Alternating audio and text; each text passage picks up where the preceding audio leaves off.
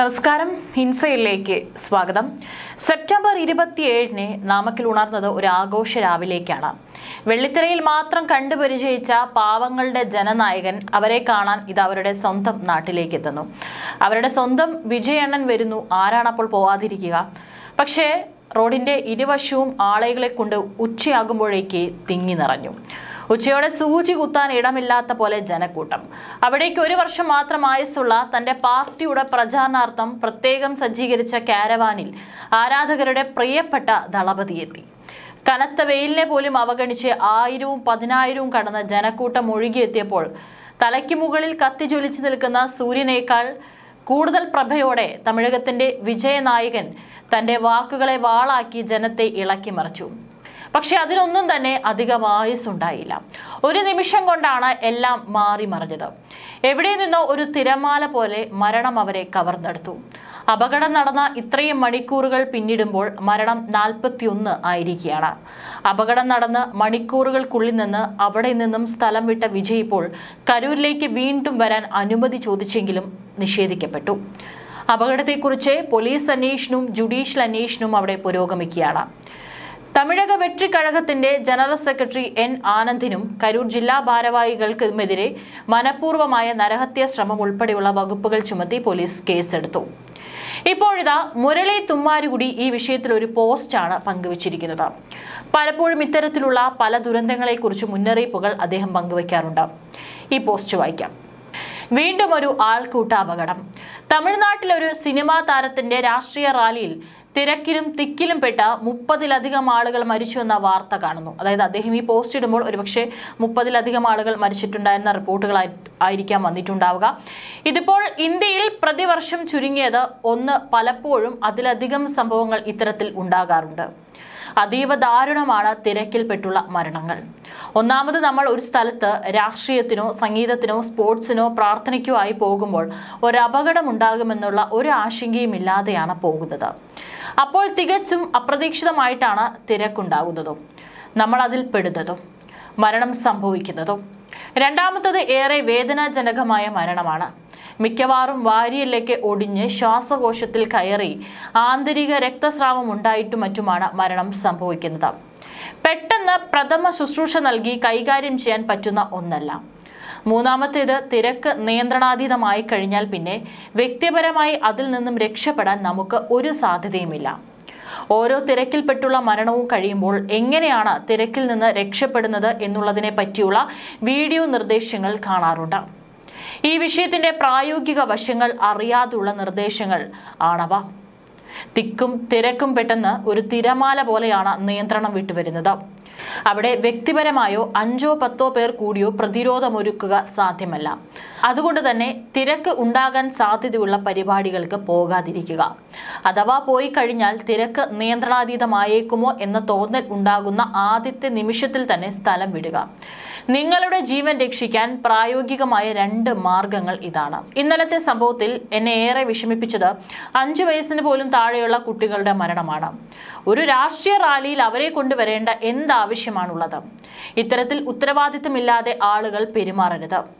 India പോലെ ഏറെ ജനസംഖ്യയുള്ള രാജ്യത്ത് രാഷ്ട്രീയം തൊട്ട് ഫുഡ് ഫെസ്റ്റിവൽ വരെ അനവധി ആൾക്കൂട്ട പരിപാടികളുള്ള രാജ്യത്ത് ഈ വിഷയത്തിൽ ദുരന്ത നിവാരണ സേനയ്ക്കും പോലീസിനും ഏറെ പരിശീലനത്തിന്റെ ആവശ്യമുണ്ട്. പ്രോഗ്രാമുകൾ സംഘടിപ്പിക്കുന്നവർക്ക് ബോധവൽക്കരണത്തിന്റെയും മാർഗനിർദ്ദേശത്തിന്റെയും ആവശ്യകതയുണ്ട്. മാർഗനിർദ്ദേശത്തിന് എതിരായി പ്രവർത്തിക്കുന്ന സംഘാടകർക്ക് നിയമപരമായ ഉത്തരവാദിത്തമുണ്ടാകണം. ഇപ്പോൾ ആധുനികമായ സാങ്കേതിക വിദ്യകൾ തിരക്ക് നിയന്ത്രിക്കാനും നിയന്ത്രണം വിട്ടുപോകുന്ന സാഹചര്യങ്ങൾ പ്രവചിക്കാനുമുണ്ട്. അവ ഉപയോഗിക്കണം. അതൊക്കെ ഉള്ളപ്പോൾ തന്നെ തിരക്കുള്ള സാഹചര്യങ്ങളിൽ അത് ചെറിയൊരു സിനിമാ തിയേറ്ററിൽ പോകുന്നത് തൊട്ട് മഹാകുംഭമേളയ്ക്ക് പോകുന്നത് വരെ സ്വന്തം ജീവനോടൊപ്പം നമ്മുടെ കൂട്ടുകാരുടെയും കുടുംബത്തിന്റെയും ജീവനും നമ്മൾ തന്നെ സൂക്ഷിക്കുന്നതാണ് ബുദ്ധി. മരിച്ചവരുടെ കുടുംബങ്ങളുടെ ദുഃഖത്തിൽ പങ്കുചേരുന്നു. സുരക്ഷിതരായിരിക്കുക. മുരളി തുമ്മാരുകുടി എന്ന് പറഞ്ഞുകൊണ്ടാണ് പോസ്റ്റ് അവസാനിക്കുന്നത്. ഇദ്ദേഹത്തിന്റെ പോസ്റ്റിൽ നിരവധി കാര്യങ്ങൾ നമ്മൾ കൃത്യമായിട്ട് തന്നെ പാലിക്കേണ്ടതുണ്ട്.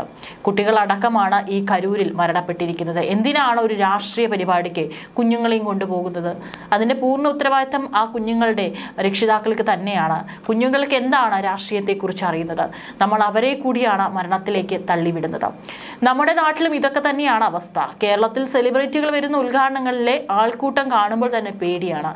എന്നിട്ട് തിക്കും തിരക്കും റീലാക്കി അതിന് പിന്നിൽ അപകടത്തെക്കുറിച്ച് മനസ്സിലാക്കാതെ പോസ്റ്റ് ഇട്ട് കളിക്കും.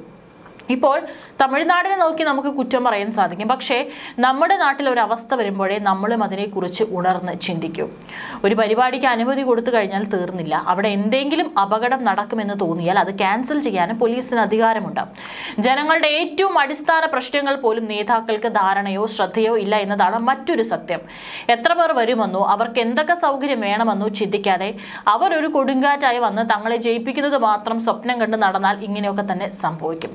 ഇത് വിജയ് നടത്തിയ പരിപാടിയുടെ മാത്രം കുഴപ്പമല്ല. മതിയായ സൗകര്യമില്ലാതെ ജനക്കൂട്ടത്തെ സംഘടിപ്പിക്കുന്ന എല്ലാ അവസരങ്ങളിലും ഇത് സംഭവിക്കാം. അടിസ്ഥാന സൗകര്യങ്ങൾ ജനസംഖ്യ ആനുപാതികമായി പരിഗണിക്കാതെ ഉത്തരവാദിത്തമില്ലാതെ നടത്തുന്ന എല്ലാ ഉദ്യമങ്ങൾക്കും ഈ ഒരു അപകടം പതിയിരിപ്പുണ്ട്. രാജ്യത്ത് തിക്കും തിരക്കും മൂലമുണ്ടാകുന്ന അപകടങ്ങൾ വർദ്ധിക്കുന്നു. ഈ വർഷം മാത്രം ഇതുവരെ 8 അപകടങ്ങളാണ് റിപ്പോർട്ട് ചെയ്തിരിക്കുന്നത്. കരൂരിൽ നടന്നത് വെറും ഒരു ദുരന്തം മാത്രമല്ല, രാജ്യത്ത് ആവർത്തിച്ച് നടന്ന അപകടങ്ങളിൽ നിന്ന് പാഠം പഠിക്കാത്തതിന്റെ പരിണത ഫലം കൂടിയാണ്.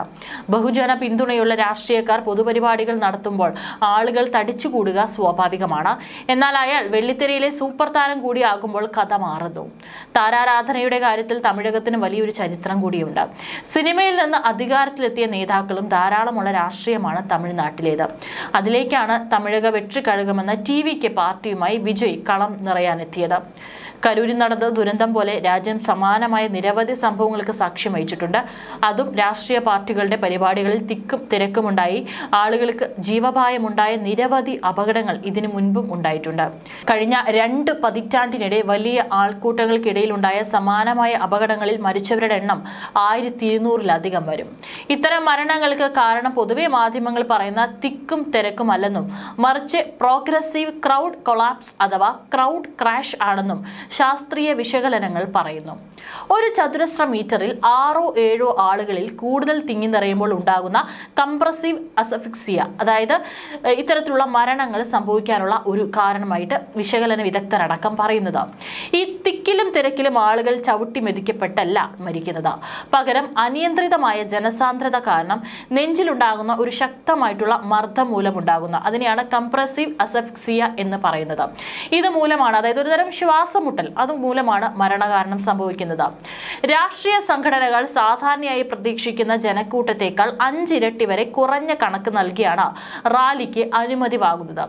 സുരക്ഷാ മാനദണ്ഡങ്ങൾ ഒഴിവാക്കാനും രാഷ്ട്രീയ പ്രാധാന്യം കൂട്ടാനും വേണ്ടി മനഃപൂർവ്വം നടത്തുന്ന ഈ കള്ളത്തരമാണ് ക്രൗഡ് ക്രാഷിന് നേരിട്ടുള്ള കാരണം. ജനപ്രിയ നേതാവിനടുത്തേക്ക് എത്താൻ വേണ്ടി ആരാധകരും പാർട്ടി പ്രവർത്തകരും അനിയന്ത്രിതമായി മുന്നോട്ട് കുതിക്കുന്ന അവസ്ഥ അപകടത്തിന് കാരണമാകും. ഈ അനിയന്ത്രിത കുതിച്ചുചാട്ടം സുരക്ഷാ ക്രമീകരണങ്ങളെ അപ്പാടെ തകർക്കുന്നു. ഇതിനു പുറമെ ചൂടും കാലതാമസവും ആളുകളുടെ ക്ഷമ നശിപ്പിക്കുകയും ആൾക്കൂട്ടത്തെ അസ്ഥിരമാക്കുകയും ചെയ്യുന്നു. സംവിധാനത്തിന്റെ ഈ വീഴ്ചയുടെ ഏറ്റവും ഒടുവിലത്തെ ഉദാഹരണമാണ് കരൂരിൽ നടന്ന തമിഴക വെற்றி കഴകം പാർട്ടിയുടെ റാലിയിൽ സംഭവിച്ചത്. ദുരന്തത്തിന്റെ പ്രധാന കാരണം അനുവദിച്ചതിലും 5 ഇരട്ടിയിലധികം ആളുകൾ തടിച്ചുകൂടിയതാണ്.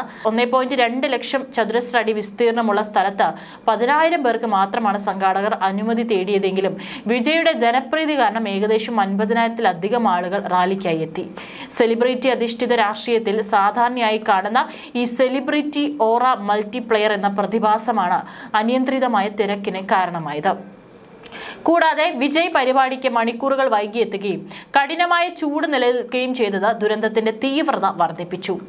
ഈ ചൂടും കാലതാമസവും കാരണം നിരവധി പേർ തിക്കിലും തിരക്കിലും ബോധരഹിതരായി. അനിയന്ത്രിതമായ ആളുകൾ എത്തുമെന്നറിയാവുന്നവരായിട്ടും അവർ മുൻകരുതലുകൾ അവഗണിച്ചു. സുരക്ഷാ മുന്നറിയിപ്പുകൾ അവഗണിച്ചതും അപകടത്തിന് കാരണമായിട്ടുണ്ട്. ഏതായാലും ആൾക്കൂട്ട ദുരന്തങ്ങൾ കരൂരിൽ മാത്രം ഒതുങ്ങുന്നില്ല. ഇത് എല്ലാവർക്കും ഒരു പാഠമാണ്.